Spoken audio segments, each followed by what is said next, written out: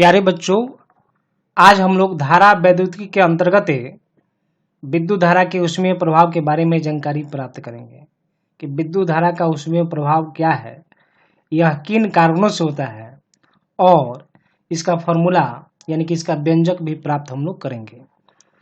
तो देखिए, सबसे पहले जो है कोई भी तार हो और जब किसी तार से किसी चालक से धारा प्रवाहित की जाती है, ऐसी स्थिति में कुछ समय के बाद वह तार गर्म हो जाता है और यह तार जो गर्म हो रहा है, इसका मतलब है कि उसमें जो धारा प्रवाहित कर रहे हैं, जिसे हम लोग विद्युत ऊर्जा बोलते हैं, यह विद्युत ऊर्जा ऊष्मीय ऊर्जा के रूप में परिवर्तित हो जाती है और इसे ही विद्युत धारा का ऊष्मीय प्रभाव कहते हैं। तो आइए हम लोग इसको लिखते हैं। तो हम लोग लिख सकते हैं, जब किसी चालक से धारा प्रवाहित की जाती है तो चालक गर्म हो जाता है, अर्थात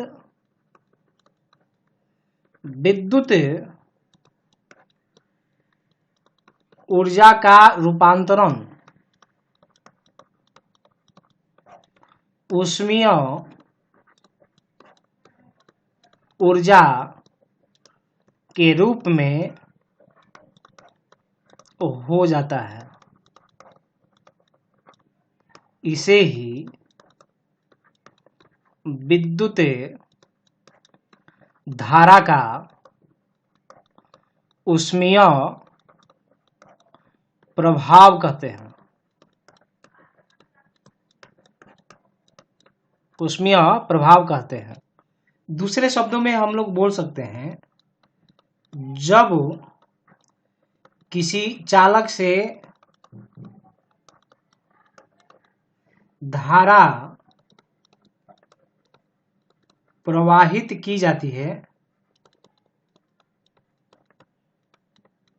तो उत्पन्न ऊष्मा का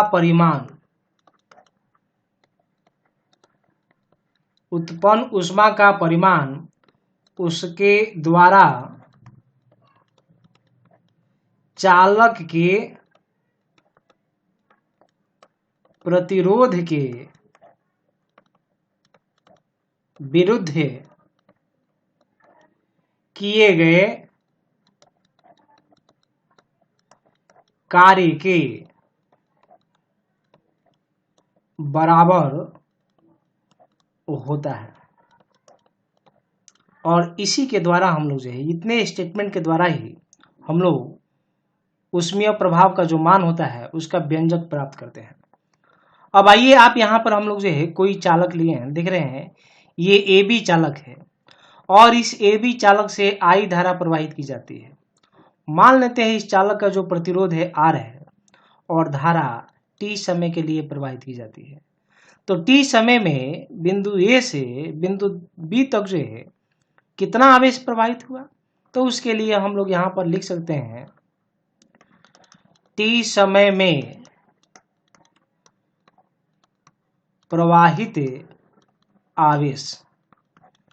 तो Q बराबर हम लोग फॉर्मूला पर है, करेंट कितना प्रवाहित हो रहा है I, कितने समय के लिए धारा प्रवाहित किया जा रहा है T, तो Q बराबर हो जाएगा IT।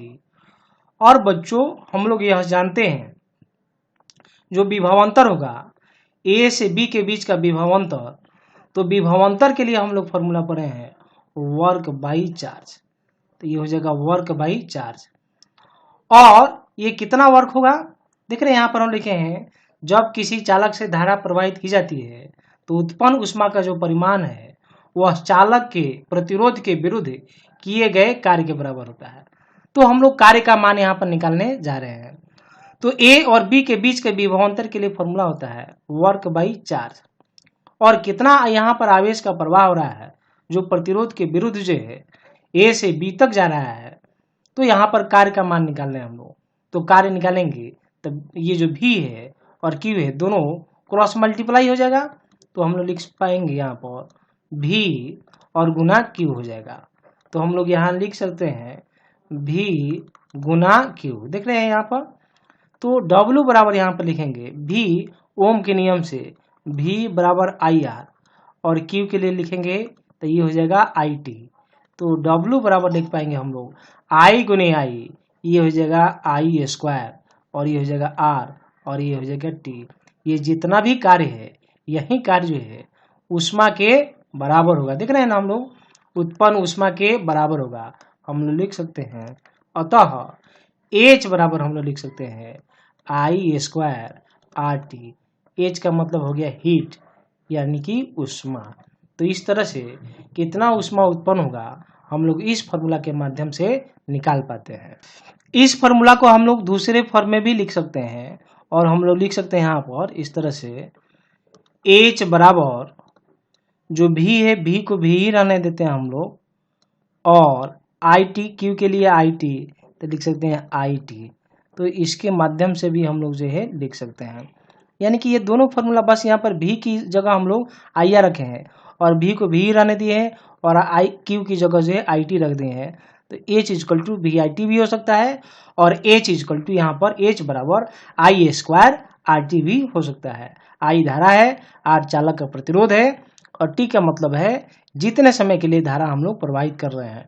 और जब H इक्वल टू VIT लिखेंगे, V का मतलब A और B के बीच का विभवांतर है और I प्रवाही धारा है और T जितने समय के लिए धारा प्रवाहित की जा रही है।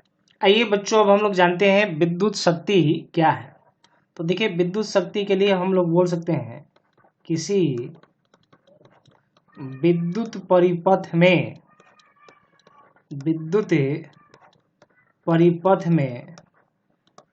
विद्युत ऊर्जा के व्यय की दर को विद्युत शक्ति कहते हैं। अतः विद्युत शक्ति बराबर विद्युत ऊर्जा भागा ये हो जाएगा समय। तो शक्ति के लिए P लिखते हैं और विद्युत ऊर्जा के लिए W लिखे, चाहे H आप लिख सकते हैं, और बाई T। तो यहाँ देखिए हम लोग इस तरफ लिखते हैं हम लोग P इक्वल टू, तो W के लिए या H के लिए फॉर्मूला लिखे थे I स्क्वायर RT अब बाई T, T से T कैंसिल हो जाएगा। तो P इक्वल टू क्या मिलेगा I स्क्वायर R। तो पावर का एक फॉर्मूला आपको मिल गया। अब देखिए ये जो P इक्वल टू हम लोग IR लिखे हुए हैं, हम लोग क्या करते हैं इस I स्क्वायर R में R से गुना करते हैं, R से भाग करते हैं। तो ये हो जाएगा I स्क्वायर अपॉन R। और आप ये देखिए V इक्वल टू होता है IR, नहीं तो V स्क्वायर इक्वल टू लिखेंगे I स्क्वायर R स्क्वायर। तो इसकी जगह हम लोग देख रहे हैं ये, इसकी जगह हम लोग ये मान रख देंगे क्या V स्क्वायर। तो पावर के लिए एक फॉर्मूला हो जाएगा V स्क्वायर बाई R। तो ध्यान में आप रखेंगे पावर के लिए दूसरा फॉर्मूला हो गया, एक फॉर्मूला ये है, एक फॉर्मूला ये है। अब तीसरा फॉर्मूला देखिए हम लोग यह भी लिख सकते हैं P बराबर हम लोग लिखे हुए हैं I स्क्वायर R, नहीं तो हम लोग यहाँ पर ये जो P लिखे हुए हैं I और IR ऐसा भी लिख सकते हैं। तो देखिए ये जो IR है, IR का मतलब है V इक्वल टू IR। तो IR की जगह हम लोग V लिख सकते हैं। तो V लिखेंगे तब P इक्वल टू क्या लिख सकते हैं VI। तो पावर के लिए तीन फॉर्मूला हो गया है। तो आपको ध्यान में रखिए तीनों फॉर्मूला यहाँ लिखते हैं हम लोग P इक्वल टू P बराबर I स्क्वायर R और P इक्वल टू मिला है V स्क्वायर बाई R और P इक्वल टू मिला है VI। ये तीनों पावर का फॉर्मूला हम लोगों को याद रखना है। P equal to I square R, P equal to V square by R और P इक्वल टू VI हो जाएगा। तो ये यहाँ पर जैसा क्वेश्चन रहेगा उसी के अकॉर्डिंग हम लोग जो फॉर्मूला यूज करते हैं और क्वेश्चन को सॉल्व करते हैं।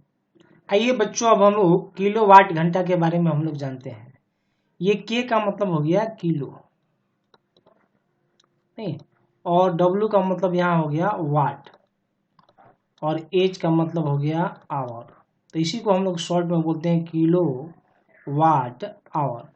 तो देखिए ये किलो वाट जो घंटा है, आपको ध्यान में रखना है, यह ऊर्जा का मात्रक है। किसका मात्रक है? ऊर्जा का मात्रक है। ध्यान में रखेंगे, विद्युत ऊर्जा का ये मात्रक है। अब ये है क्या, हम लोग इसको क्या बोलेंगे, इसको कैसे परिभाषित करेंगे? तो हम लोग बोल सकते हैं यह विद्युत ऊर्जा की वह मात्रा है जो 1 किलोवाट, शॉर्ट में लिख सकते हैं KW, 1 किलोवाट की वैद्युत शक्ति वाले परिपथ में 1 घंटे में व्यय होती है, उसे ही किलोवाट घंटा के नाम से हम लोग जानते हैं। ये तो हम लोग परिभाषा लिखे। अब इसका मान कैसे निकालेंगे? तो देखिए छात्रों, हम लोग 1 kWh जो लिखे हैं, के का मतलब किलो, किलो का मतलब क्या हो जाएगा? 1000, किलो का मतलब क्या हो गया? 1000। अब वाट का मतलब क्या होता है? वाट का मतलब होता है जूल प्रति सेकेंड। और ये आवर, तो 1 आवर में कितना सेकेंड? हम लोग ऐसा ही मात्रक में काम कर रहे हैं। तो 1 घंटे में 3600 सेकेंड होता है, तो आप लिखेंगे 3600 सेकेंड। सेकेंड से सेकेंड कैंसिल हो जाएगा, 1 kWh ना। तो देखिए मान कितना आ जाएगा? तो 36 गुने 10 के पावर 5 जूल। देखिए जूल आ गया, यानी कि जूल किसका मात्रक है? ऊर्जा का मात्रक है। इसलिए kWh किसका मात्रक है? तो ऊर्जा का मात्रक है। इसलिए आपको ध्यान में रखना है, यानी कि वाट देखे और शक्ति में हम लोग लगा दिए, नहीं, kWh ऊर्जा का मात्रक है। और 1 kWh 1 kWh बराबर हम लोग ऐसा भी 10 से भाग करते हैं और 10 से गुना करते हैं वैज्ञानिक संकेतन में लिखने के लिए। तो हम लोग लिख पाएंगे 3.6 गुने 10 के पावर 6 जूल। यानी कि आपको यह वैल्यू याद रखना है, 1 kWh में 1 किलोवाट घंटा में जो है कितना जूल होता है? तो इतना जूल होता है। और जो हम लोग बिजली बिल जनरली आप पढ़ते हैं 1 यूनिट, तो 1 यूनिट का मतलब ही होता है 1 kWh बराबर लिख सकते हैं 3.6 गुने 10 के पावर 6 जूल। हम लोग बोलते हैं कि पर मंथ हमारे घर में जो है, ऑफिस में जो है, मान लेते हैं कि 100 यूनिट का खपत हुआ है। 100 यूनिट का मतलब कितना जूल का खपत हुआ है? तो इतने में 3.6 गुने 10 के पावर 6 में 100 से गुना कर दीजिए, यानी कि उतना जूल का हम लोग व्यय किए, खर्च किए या खपत हुई। तो इस तरह से हम लोग जो है ये कितना यूनिट हुआ हम लोग यहाँ पर निकाल लेते हैं। आइए अब हम लोग जानते हैं कि अपने घरों में बिजली बिल कैसे हम लोग निकालेंगे, कितना यूनिट खर्च हुआ उसका मान हम लोग कैसे निकालते हैं। बच्चों आइए हम लोग घर में जो कितना यूनिट जो है बिजली खपत होती है उसका वैल्यू कैसे निकालते हैं, या बिजली बिल किस तरह से तय होता है, तो यूनिट के आधार पर तय होता है। आइए हम लोग उसको निकालने का यहाँ पर सीखते हैं कैसे हम लोग निकालेंगे। देखिए यहाँ पर 1 यूनिट के लिए एक फॉर्मूला होता है PSD/1000। P का मतलब हो गया पावर, पावर का मतलब जो हो गया कोई उपकरण की शक्ति कितनी है। जैसे कि मान लेते हैं घर में हम लोग जो है LED बल्ब लेते हैं, ये बल्ब जो है आपको 9 वाट का हो सकता है, 16 वाट का हो सकता है, जितने भी वाट का होगा, 20 वाट का भी हो सकता है। जितने वाट का होगा, वाट का मतलब क्या हो गया? शक्ति का मात्रक हो गया, तो वहीं उस उपकरण की शक्ति हो जाएगी। फैन है, पंखा है, तो पंखा जो है जनरली एवरेज जो है ये 60 वाट का होता है। तो इस तरह से उपकरण की वह शक्ति हो गई। और एच का मतलब होता है कि आवर, यानी कि आपका उपकरण कितने समय तक काम करता है। जैसे बल्ब है, तो बल्ब मान लेते हैं कि 10 घंटे तक आप जला रहे हैं, तो वह कितने समय तक जला। फैन है, आप 6 घंटे तक फैन चला रहे हैं, तो वह कितने समय तक काम किया। रेफ्रिजरेटर है, वह कितने देर तक काम किया, तो वहाँ पर उसका समय लिख देते हैं। और डी का मतलब हुआ डे, यानी कि 1 महीना में हम लोग बिजली बिल पर मंथ का कैलकुलेशन करते हैं, तो 1 महीने की यहाँ पर बात की जाती है। कितने दिन के लिए? तो 30 दिन के लिए। ये एक एवरेज वैल्यू है 30 या 31, तो हम लोग यहाँ पर 30 लेते हैं। एज एन एवरेज हम लोग वैल्यू निकाल रहे हैं। तो देखिए, तो बच्चों आइए एक उदाहरण के माध्यम से हम लोग घर में किस तरह से बिजली व्यय करते हैं उसका हम लोग मान निकालने जा रहे हैं, यानी कि यूनिटों की संख्या निकालने जा रहे हैं। मान लीजिए एक घर है जिसमें यहाँ पर उपकरण दिखाया गया है, उस उपकरण की शक्ति दिखाई गई है, उपकरण की संख्या है, यह समय है कितने समय तक काम करता है, और ये दिन है, और ये टोटल पीएचडी लिखेंगे हम लोग। तो बल्ब जो है मान लेते हैं उस घर में जो है 10 बल्ब है यहाँ पर, और प्रत्येक की शक्ति जो है 10 है, 10 वाट है, और ये समय यानी कि ये कितने घंटे काम कर रहा है ये सब घंटा में हम लोग का दिया हुआ है। तो कितने घंटे के लिए काम कर रहा है, तो 10 घंटे के लिए काम कर रहा है। और ये दिन 30 दिन का हम लोग जो महीना हम लोग मानते हैं, तो ये ले लिए 30। अब ये सब को गुना करेंगे तो हम लोग को मिल जाएगा ये 30,000 मिल जाएगा। उसी तरह से पंखा है 60 हम लोग वाट का होता है प्रत्येक पंखा, और 2 पंखे हैं, और प्रत्येक पंखा जो है मान लेते हैं 5 घंटे चल रहा है, और ये 30 दिन की बात की जा रही है, तो ये हो जाएगा 18,000। मोटर है, ये मोटर है, एक मोटर है 600 वाट का है, और 1 घंटे चलता है प्रत्येक दिन। 30 दिन के लिए बिजली बिल हम लोग काम कर रहे हैं, बिजली बिल निकालना है, ये हो जाएगा 18,000 घंटा, 18,000 पीएचडी। टीवी के लिए तो ये 100 वाट का टीवी है मान लेते हैं, और एक टीवी है, और ये 4 घंटे तक जो है चलता है टीवी। 30 दिन के लिए हम लोग को काम करना है। आप मल्टीप्लाई कीजिएगा, पीएचडी यानी कि शक्ति, उपकरण की शक्ति, समय है, और ये डेज है, ये गुना करेंगे लास्ट वाले को, टीवी को, ये 12,000 आएगा। रेफ्रिजरेटर है तो ये 12,000, अन्य उपकरण है तो ये 9,000। कुल पीएचडी निकाल देते हैं, सबको जोड़ते हैं, जोड़ेंगे ये 99,000 आएगा। इस तरह से यूनिट की संख्या देख रहे हैं हम लोग जो है, एक फॉर्मूला यहाँ लिखे हुए हैं पीएचडी बाई 1000। तो ये पीएचडी टोटल कितना है 99,000, और 1,000 से भाग कर देंगे, 1,000 से 1,000 कैंसिल हो जाएगा, तो कितने यूनिट की संख्या कितनी आ गई है 99 आ गई है। तो हम लोग खर्च निकाल सकते हैं। मान लेते हैं कि प्रत्येक यूनिट का जो खर्च है 10 रुपये, कितना है 10 रुपया है प्रत्येक यूनिट का, तो टोटल खर्च कितना हो जाएगा, तो 99 गुने 10 यानी कि कितना हो जाएगा 990 ये रुपया हो जाएगा। यानी कि प्रत्येक मंथ जो है 990 रुपया जो है बिजली बिल व्यय करना होगा, इतना खर्च करना होगा। उसी तरह से आप कोई भी उपकरण ले लेंगे, उसको जोड़ लेंगे, और ये बिजली बिल हम लोग निकाल लेते हैं। पहले आपको यूनिट की संख्या निकालनी होगी, और फिर प्रत्येक यूनिट का जो भी चार्ज आप देते हैं उसे आप मल्टीप्लाई कर दीजिए, गुना कर दीजिए, ये आपका खर्च प्राप्त हो जाएगा।